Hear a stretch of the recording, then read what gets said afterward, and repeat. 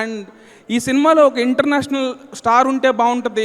ఒక చిన్న cameo role అండి, బట్ దానికి చాలా ఇంపాక్ట్ ఉంది. ఆ ఇంపాక్ట్ ఉండాలి, ఒక ఇంటర్నేషనల్ స్టార్ ఉండాలి అని నేను సరదాగా డేవిడ్ వార్నర్ గారు అయితే బాగుంటుందేమో అని నితిన్ గారికి అండ్ రవి గారికి నవీన్ గారికి చెప్తే, మేము ఊరికే డిస్కషన్ వస్తే మేము డిస్కషనే వచ్చింది, బట్ రవి గారు సీరియస్గా ట్రై చేసి డేవిడ్ వార్నర్ గారిని మీటింగ్ సెట్ చేశారు.